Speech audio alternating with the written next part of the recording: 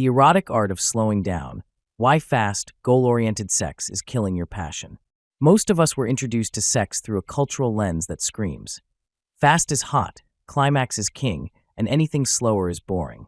Whether through media, porn, or our own early experiences, we were taught that sex should always be about getting there, the faster, the better. But now, you're older, wiser, and maybe quietly wondering why something that used to feel so electric now feels flat, mechanical, or even disconnected. You're not broken. You're just craving something richer than friction and finish lines. Because the truth is, for mature adults, especially fast, goal-oriented sex can actually drain the passion from your relationship. Let's talk about why slowing down may be the most erotic, transformative thing you can do in bed, and what's really killing the spark when you rush. When sex becomes a checklist, connection dies.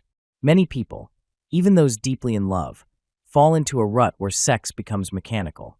You touch the same spots, say the same things, get to the main event as quickly as possible, and once the climax is done, so is the experience.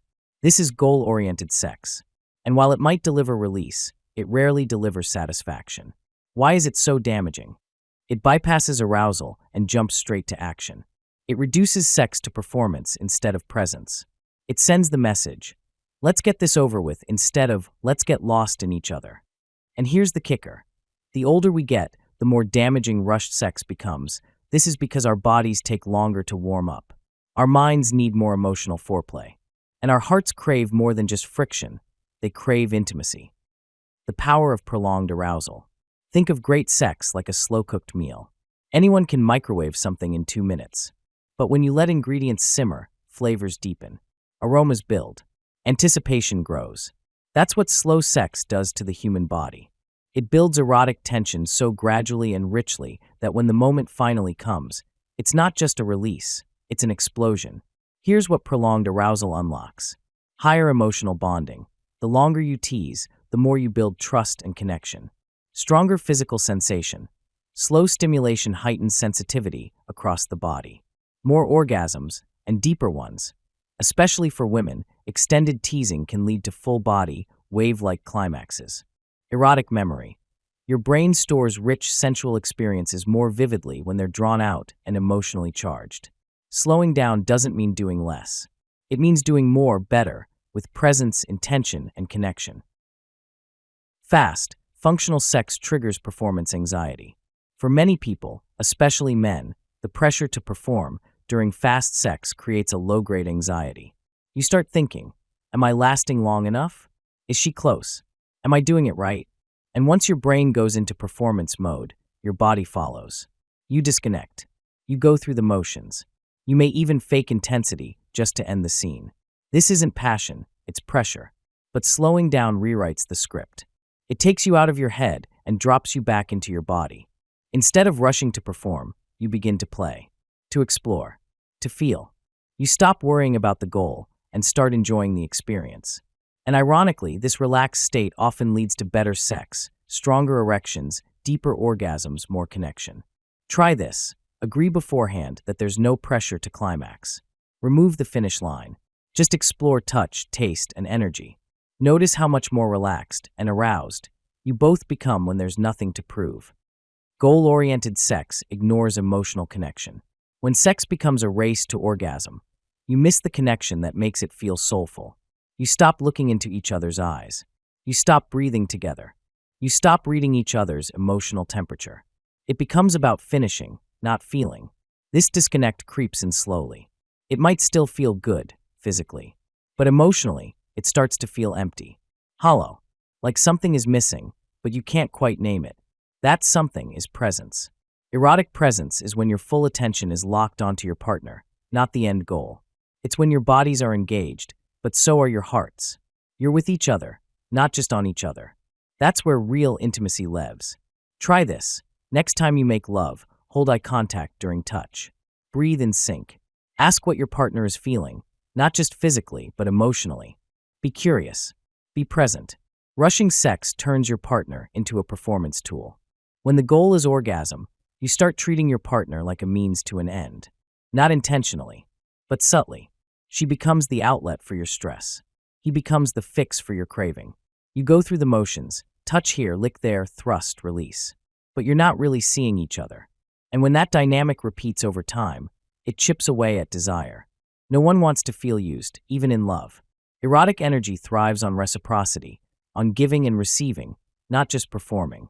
When someone feels like a prop instead of a partner, they pull away. Emotionally, then physically. Slowing down is a form of honoring, of worship. It says, I'm not here to take, I'm here to feel you, devour you, connect with you. Try this. Shift your mindset from I want to get off to I want to discover. Explore your partner's body like it's the first time. Kiss places you've ignored for years. Whisper what you love. And ask them what they crave, not just what they tolerate.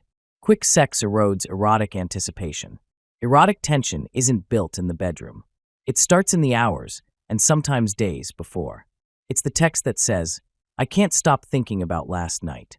It's the brush of your hand at dinner. The shared secret.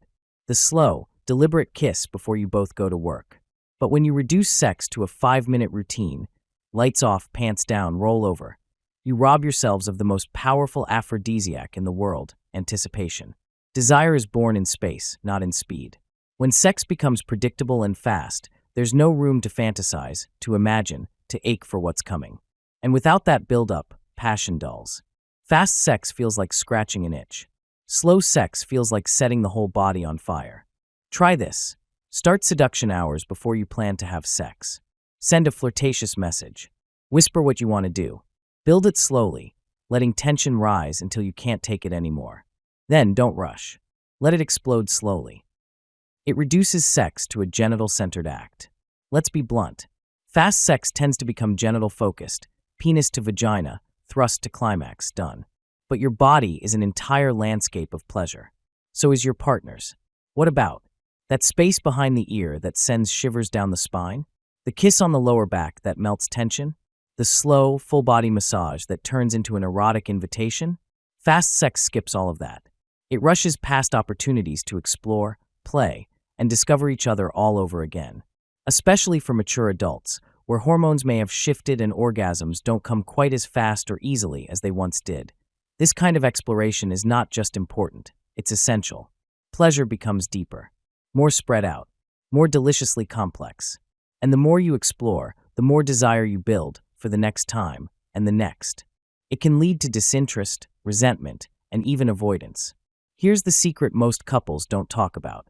When sex is always rushed, people stop looking forward to it. For some women, it starts to feel like an obligation.